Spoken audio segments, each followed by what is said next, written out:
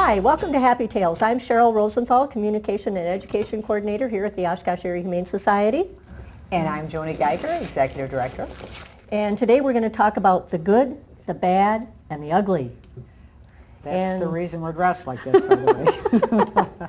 I guess I get to be the good, huh? Yeah, oh, but you're wearing white. That's so right. I don't I'm know. the good guy. Yeah. All right. Well, either way, the good, bad, and ugly is we're going to be talking about some toys. We're going to be talking about collars. We're going to be talking just about a lot of different things. Some good things, some bad things, and then some really awful things that can happen to your pet with certain toys or pieces of equipment that you may choose to use on your pet. And we just want to let you know that we're not saying that any one particular product is bad. We just want you to be aware that everything that you give your pet, some of those things can be dangerous, and that we want you to use some of those things with caution and to be aware what might be able to happen to your pet if left with some of these items unattended. So we have our two little helpers here, and of course the most exciting thing on the table seems to be the pen. The pen. The pen. And we see that a lot here in the office. And of course the good, bad, and the ugly is we're going to focus on some things that are outside, some things that are inside. And of course here at the Humane Society we hope that people will keep their cats inside simply because that is where cats are the safest. There's a lot of dangers outside for cats. And one of the things, if you're going to be letting your cat outside, sometimes people will use harnesses. Sorry, I'm busy blaming the kitty here. So. Will use harnesses for their cats. And they have a tendency, rather than looking for an actual cat harness, they will look for they'll buy a small dog harness. And unfortunately, when cats lay down, because they are so more movable, Right. They have many more bones, obviously, right. so they can wiggle out of further. things. Right. And so it's harder to sometimes to keep a harness on a cat. A harness is better than a collar, but if you are going to use a collar, it's very important that you use a collar that is a breakaway collar. And what that means is if the cat wearing this little collar and he gets tangled up on something, let's say he's caught on something and he pulls really hard, it's going to break away and the cat is going to not hang himself. That's why a buckle collar or different snap collars are not necessarily good for cats, because you want to look for something that says safe cat or breakaway on it, so that they can get out of their collar should they become attached to something. Sometimes people will leave their cats outside unattended on a rope or a chain or a tether of some kind. And what can happen is the cat jumps over the railing, the cat jumps down a step, gets tangled up, and if he isn't wearing a breakaway collar, he can actually strangle himself. Yeah, that's the ugly. That's definitely that is ugly. the ugly. Yeah. And that is why it's so important. Please don't leave your pets outside unattended. Right. The other thing that can happen with cats, if you leave them outside unattended, stray dogs, other cats in the neighborhood can get in the yard. Even the neighbor's dog, Sure. never saw the cat before, comes over, startles the cat. The dog gets startled and the cat is injured. Yeah. And Cheryl, you know as well as we do, I mean, we've been doing this for a long time, a lot of dangers outdoor. Right. A lot of dangers for cats. I mean, cats are really, really vulnerable outside. So we know that the outside is dangerous. We know we need a snap collar. This is a little harness that I use when I take cats to the radio station. I like this very much, simply because it's very lightweight. It conforms to the cat's body. Part of it goes over the head. I don't know if I can do it over this little guy. And then the other part of it, and this is way too big for him, so it has to be adjusted, it snaps right here. And the reason I use this at the radio station is so that they can't go into the invisible space at the radio station where they get caught. Right. And this is harder because it kind of moves with their body. It's harder for them to get out of this than the traditional dog harness, which has those flat, stiff seams to it.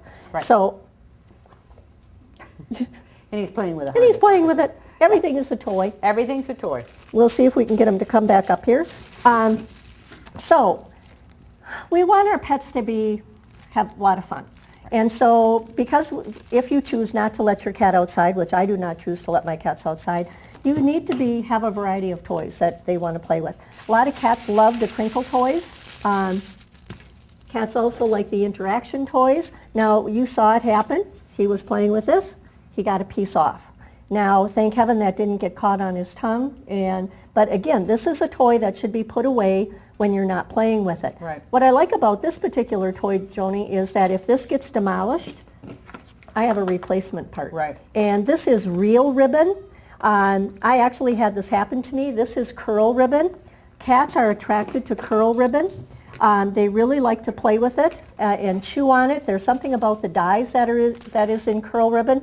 Unfortunately, curl ribbon is one of those things, in addition to yarn and string, any type of, if you crochet, if you do embroidery, if you do any of that stuff, these are items that can get stuck on the barbs of their tongue, and cats cannot spit out like you and I can, Right. or a dog can. It gets caught on the barbs of their tongue, and if they get any of this started down their throat, they just keep swallowing and swallowing and swallowing. And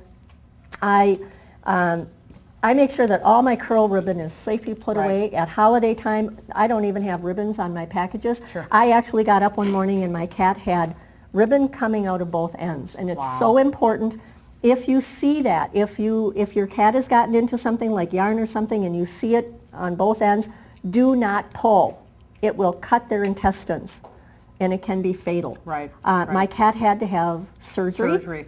Yeah. And it was very expensive. Yep, He yep. recovered, but now when people give me gifts, I ask them, please, no ribbon. If you're going to play with something like this, be very, very cautious. Well, and I would just say don't. Don't. Just don't. Don't. Yeah. And make sure that this is put away, and if you're going to, use this for packages, put it away in a safe place, and then put the package that you've wrapped in a closet or a drawer where your pet can't get at it. It just is not worth having that happen. The other thing, if you are a sewer, again, something that happened to a friend of mine, she is a sewer. She had a little pin cushion out, and the cats liked playing with the string, and she had a needle in there that had string attached.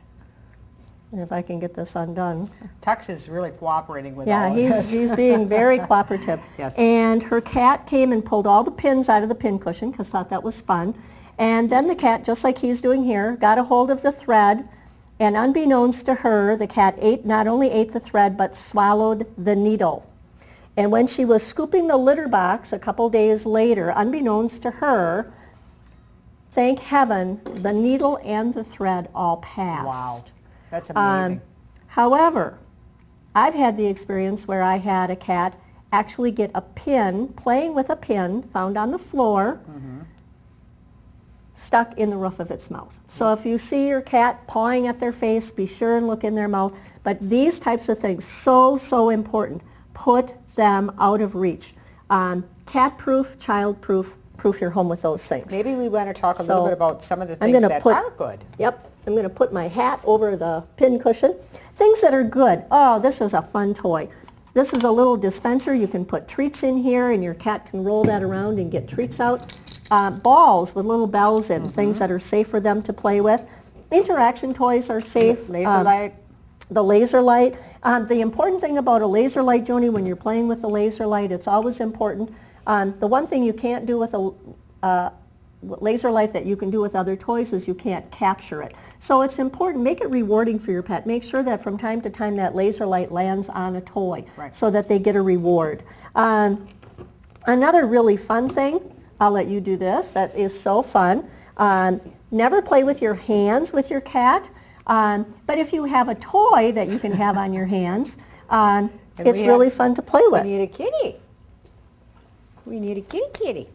All right, let's see if we can see if There this he guy- is. Woohoo! What do Woohoo! you think of that? He says, Not so much. not so much. Now another really fun toy, as long as he's up here, we're going to have to make a little bit of room. This is a toy that's really for children, but we have found that it's wonderful here at the shelter. It's a little hex bug, and it runs on a battery. And here again, this is something that you're going to watch your cat play with. Watch. You're not going to, leave your cat alone with this.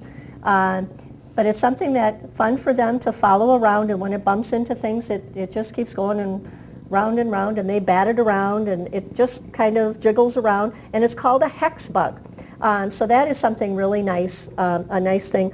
Interact with your cat. A lot of times we forget we don't play with our cats.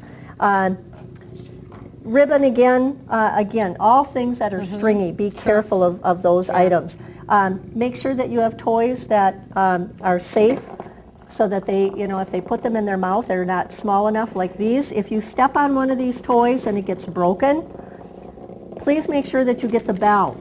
Cats will carry the bell around in their mouth and they can swallow it. Now, So- I noticed you also had a pipe cleaner here, Cheryl? I have a pipe cleaner here, and the reason I have the pipe cleaner here, somewhere went our cat dancer. I think they carried it off. Again, this is something that you can play with your cat with. I like to wind it around the end of my cat dancer, but again, it's not something that I would allow my cat to play with unattended. Right. It's just something, and of course there's paper bags, there's cardboard boxes, all different kinds of things that Right. you can, to enrich your cat's life. And we really recommend that you rotate your cat's toys. It's boring when you see the same toy all the time. They need to have, a little change of pace. So maybe today they get a paper bag, tomorrow they get a cardboard box. Interaction toys like this, these are things that you can do while you're watching TV. The And laser I light. think you made a good point. I think people, we kind of get lazy with cats. We just think they're kind of self-sufficient. They really do need to be played with. You need to take 10 or 15 minutes a day just to engage in a game, an interactive game that is safe. And I think a lot of times people just kind of sort of forget about that. They take their dogs for a walk and they play with their dogs, but sometimes they don't necessarily always do that with cats. So I think that, you'll have a happier cat, you'll have a more emotionally stable cat, Right. that is obviously going to be... And you know what? I find that when I play with my cats, it's really good for my blood pressure. Yeah, it's it's a true. great That's stress absolutely buster. true. And so take that time, whether you're reading the paper or, whatever. I mean, you can run the laser light, but as I said, make sure that it's stopping on a toy. Have some fun with your cats and keep them safe indoors so that we have more good than bad and ugly. Right. Thank you. Okay, welcome back. We're going to talk about some dog Yes. safety things, good, bad, and ugly. And of course, being summertime, we spend a lot of time outside with our pets. And again, our whole purpose is we want to keep our pets safe when they're outside. And one of the first things I always think about is in the summertime, I'm always anxious to get out there and take my dogs for a walk. And just for people to be aware of the type of clips that are on their leashes. Correct. There's two different types of leashes. There's one where you actually, the clasp, you actually pull it down and it snaps on your dog. And then there's the other kind of clasp that you push down with your finger, and you need to make sure that your the loop is in there. And what I've had happen, Joni, is when my dogs are playing or bouncing around on their leash, they get the ring halfway. of their collar half and half, and all of a sudden it pops out. Where that can't happen when you have this type of a leash where you actually have to pull it down and clip it in, and it can't go Right. anywhere. Right. So that is a really nice safety feature. Now, if you have a couch potato dog, I have a couch potato dog, and then I have a really active dog. My couch potato dog I can get away with this with, because Sure. once he's on his leash, he's not pulling around or doing anything crazy. One of my other dogs, he gets this twisted around, he gets that in, somehow he gets that halfway, I don't know how he does it, and all of a sudden he's off. So He's a little Houdini. yes, he is. He's an escape artist. So be aware of that. Then there's also the one with the metal where you push it down. right. A lot of times those after time will get worn out. Right, yeah. So check your equipment. It's just like you're going skydiving. Right. Check your equipment. Keep your dog safe. As far as the type of leash you use, think about your city ordinances. It is against the law to walk your dog on anything longer than a 6-foot leash. That is correct. And so I do want to point out I see a lot of people walking with retractable leashes. I'll be real honest, Joni, retractable leashes are not my favorite. They're not mine either. And the reason for that is the more rope or more line your dog has, the more ability they have to pull. Right. Well, and you actually do lose control, because if you think about it, Cheryl, I mean, you know, like your dog is no longer on a 6-foot lead, but now they're doing this, and they're going weaving all all over, around. they're weaving all over the place. And if anybody who's ever got that caught under on the back of their leg, Oh, it's like a whiplash. It's like a extraordinarily whiplash. painful. Yeah, it will cut you. The other thing that can happen is your dog sees something and your dog takes off running and he gets to the end of this and it actually breaks the Right. equipment.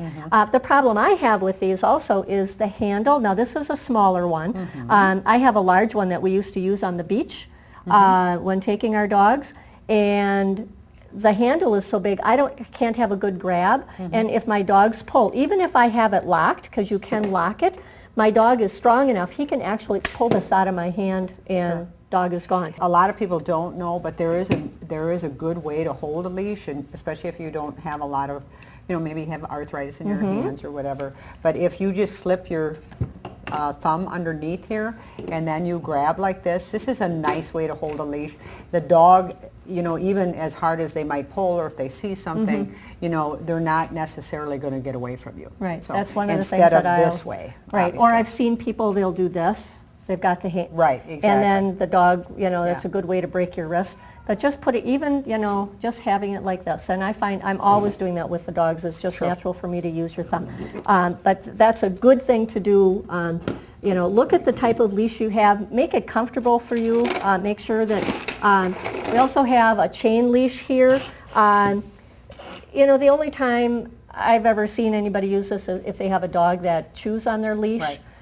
It's the only time we use them here. Right, is when your dog is chewing on a leash. Again, they get wrapped around in this. It can be It's painful. scary. Like you say, they run away. It It's pulls. There's a lot dragging. of weight to Yep. it.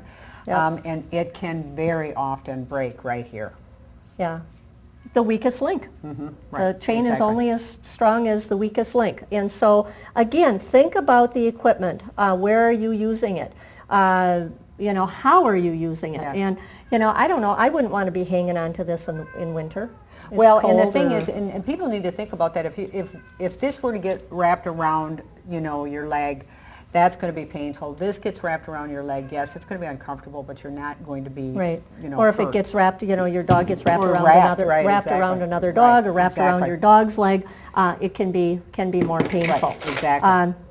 So other things to be aware of when you're playing with things outside. A lot of people like to play tennis, use tennis balls with their dogs. Tennis balls left unattended can be dangerous things.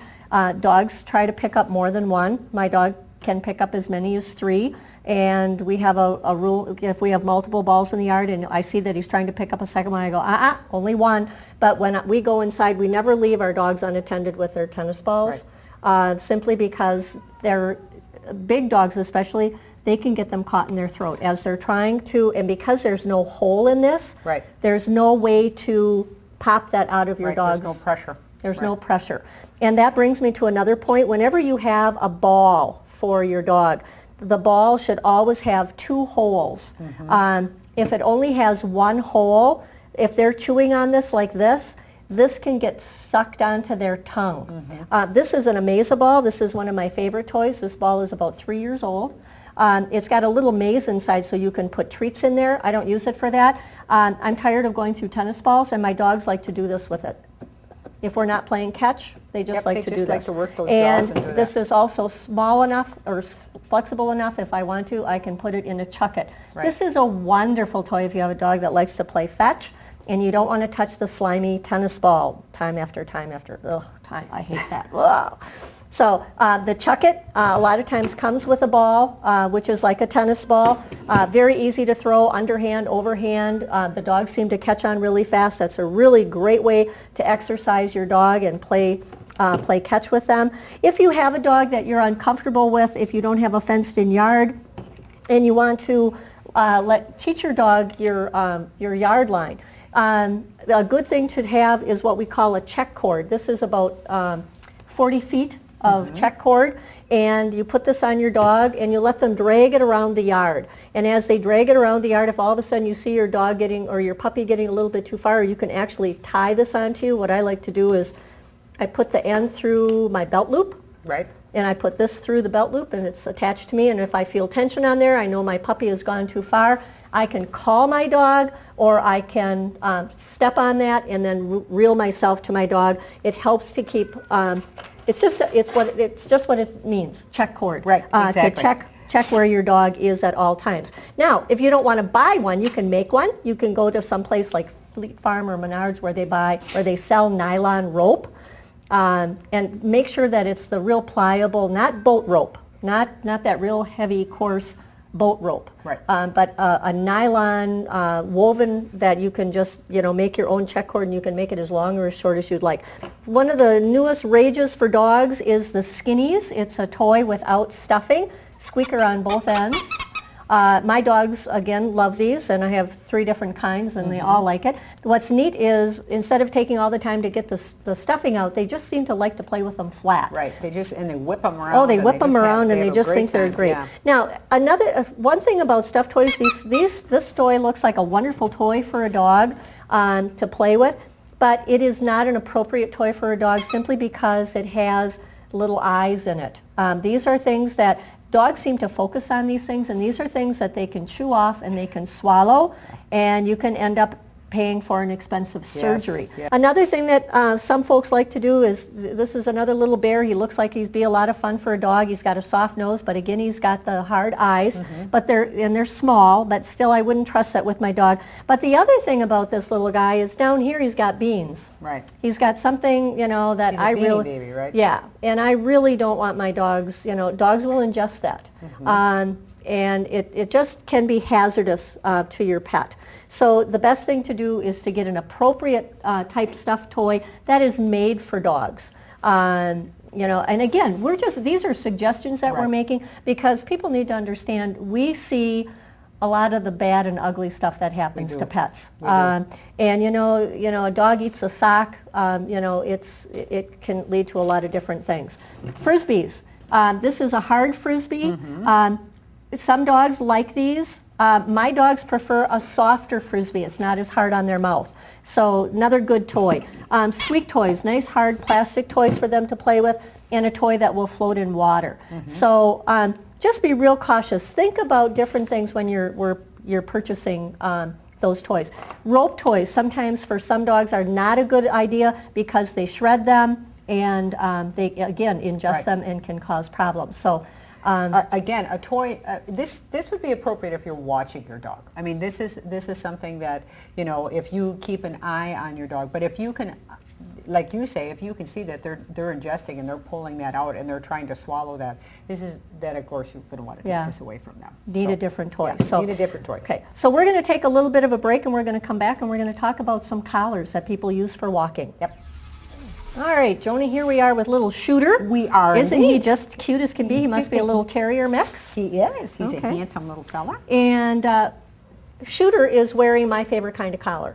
Yes. Whether I am walking or whether my dog is just home or tied out, it is what we call a Premier collar or a martingale collar. And what I love about these is it's really a limited slip. So I don't know, I'll be silly and I'll put this over my head. And if somebody would, if I would be on a leash and somebody would tighten this up, if I would try to pull back, it can only tighten so far. And as soon as it's released, it just hangs down. Right. And so that's really a nice feature. The other thing that I really love about these collars is there's no buckles to break. There's absolutely no buckles. It works with a slide. I always tell it's like a slip strap or any other buckle on like a suitcase or whatever where you can adjust.